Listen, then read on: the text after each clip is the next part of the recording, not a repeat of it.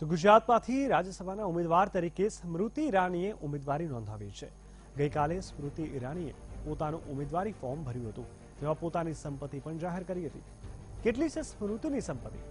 વર્ષ 2016-17માં 27,08,000 રૂપિયા કરમુક્ત આવક, ઈરાનીની 6,70,000 રૂપિયાની કરપાત્ર આવક, ઈરાનીના પતિની કરમુક્ત આવક 16 લાખ રૂપિયા, સ્મૃતિ પાસે 1,94,000 રૂપિયાની હાથમાં રોકડ અને 1 કરોડ 4 લાખ રૂપિયાનું સ્મૃતિનું છે બેંક બેલેન્સ।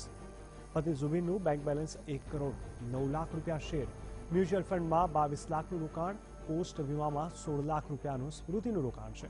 તો સંસ્થા કંપનીઓ પાસેથી 21 લાખનું લેણું, 21,53,000 રૂપિયાની કિંમતના સ્મૃતિ પાસે વાહન છે, 20,42,000 રૂપિયાના ઘરેણાના માલિક છે। સ્મૃતિએ પોતે ખરીદેલી જમીન મિલકતની કિંમત 14 કરોડ 60 લાખ, પતિ ઝુબીને ખરીદેલી મિલકતની કિંમત 17 કરોડ 48 લાખ રૂપિયા। સ્મૃતિ પાસે 90 લાખ રૂપિયાનું રહેણાંક લાયક મકાન છે, પતિ ઝુબીન પાસેના મકાનની કિંમત 90 લાખ રૂપિયા, પતિ ઝુબીનને 21 લાખ રૂપિયાનું બેંકનું દેવું છે।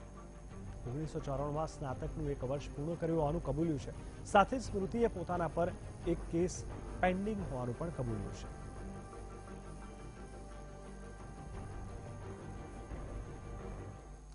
કોંગ્રેસ સાથે છેડો ફાડી ભાજપમાં આવેલા ધારાસભ્ય બળવંતસિંહ રાજપૂતે હવે ભાજપમાંથી રાજ્યસભાની ઉમેદવારી નોંધાવી છે।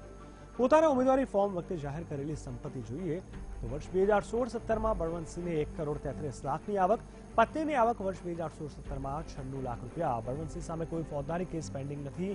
બેંકમાં બળવંતસિંહના નામે 81,46,000 રૂપિયાની થાપણો, બળવંતસિંહના પત્નીના નામે બેંકમાં 10 કરોડ રૂપિયાની થાપણો, કંપનીઓ શેર્સમાં 100 કરોડ 53 લાખ રૂપિયાની ભાગીદારી, બળવંતસિંહની પત્નીની પણ 98 કરોડ રૂપિયાની કંપનીની ભાગીદારી। બળવંતસિંહને વ્યક્તિ સંસ્થાઓ પાસેથી 33 કરોડનું લેણું છે, તેમના પત્નીને પણ 14 કરોડ 87 લાખ રૂપિયાનું લેણું, એક ઇનોવા ગાડી અને બાઇકના માલિક છે। બળવંતસિંહ રાજપૂત 1 કરોડ 12 લાખ રૂપિયાના ઝવેરાતના માલિક છે। બળવંતસિંહ પત્ની પાસે પણ 2 કરોડ 37 લાખ રૂપિયાના દાગીના છે, 19 કરોડ 40 લાખ રૂપિયાનું જમીનમાં રોકાણ, 17 કરોડ 38 લાખ રૂપિયાની જમીન બળવંતસિંહના પત્નીના નામે છે, 17 કરોડ 20 લાખની ધંધાકીય જમીન અને મિલકતના માલિક છે, 47 કરોડ 85 લાખ રૂપિયાની બેંક લોન છે।